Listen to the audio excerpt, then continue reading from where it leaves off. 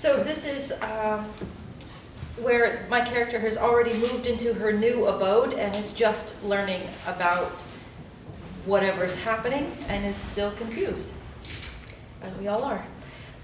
She made breakfast and put down food for Blech. When she looked around for him, she saw him sitting by the back door, staring at it. His fur was raised, and the door creaked open. A feeling of dread swept through her as she remembered the opening lines of the book. Never leave the door unlocked.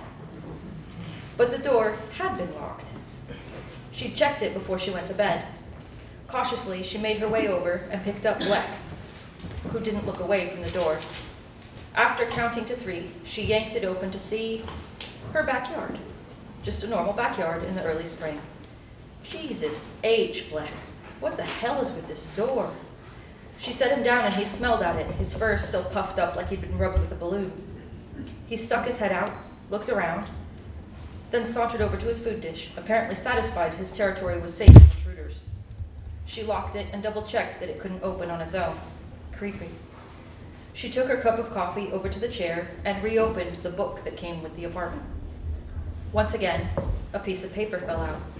This time, it had an address across the town and the words, "Find the Shepherd," written below it. The coffee turned extra bitter, and Maggie set the cup down before she spilled it. This paper wasn't in the book yesterday. She had no doubt about that. Was that why the back door was open? Had someone come in and left her a message? Sure, because that's what people do.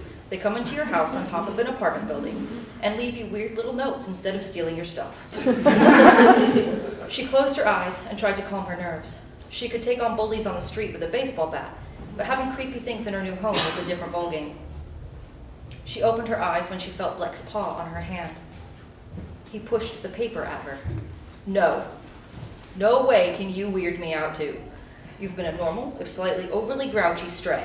You can't get all spooky too. He yawned and pushed the paper at her again. Fine. She stood and stomped upstairs to the bedroom. Fine. I'll listen to a book and a cat. It's not like I have anything else to do, right? She threw on whatever clothes she grabbed first. I had a normal job. I understand numbers. Now I'm following instructions that appear in the night. Why not? She wasn't usually one to talk to herself, but the silence in her lovely, weird little cottage was unnerving. Thankfully, Blech didn't respond. She grabbed her keys, checked the back door, and left. Brenda was waiting at the reception desk and smiled widely when she came out of the elevator. Looks like you're in a hurry. I've got your morning paper here and some mail that's been forwarded from your old place. Want me to take it upstairs? Maggie stopped and took a second to steady herself.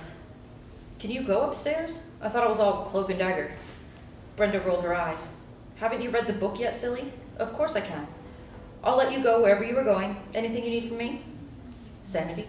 Answers? Somehow, she knew she wouldn't get any useful information, at least not yet. Could you find out which delivery places are best in this area? I don't cook, and I may starve to death if I have to eat too many microwave meals. She stopped and stared at Brenda. How do you know about the book? Brenda laughed. Sure thing. Want me to choose a takeout for you tonight and get it delivered at a certain time? And as for the book, I know all kinds of fun stuff. You'll see. She shrugged and grinned. No, thanks. I don't know when I'll be back or what I'll feel like having. Maggie had never had an assistant of any kind, nor had she really had anyone to take care of things even when she was young. It felt just as surreal as the rest of her life had become. No problem. Good luck. Maggie headed in the spring morning, contemplating Brenda's words. Good luck? Why would she think I'd need luck? Did she leave me the note in the book? Given that Brenda could go up to the cottage and apparently knew about the book, it seemed possible. But why would she? Did she go by Seamus after 4:46 p.m.? She considered going back to ask, but she had a feeling any answers she got would be about as helpful as gum in your hair. Instead, Maggie entered the address from the note into her phone's GPS and headed down to the subway to catch the 6 to City Hall. It was in a part of town she'd never bothered to go. Money bled from the walls of the buildings, and the people smelled of jaded success. The area made her feel like she was dragging her roots along behind her for everyone to see.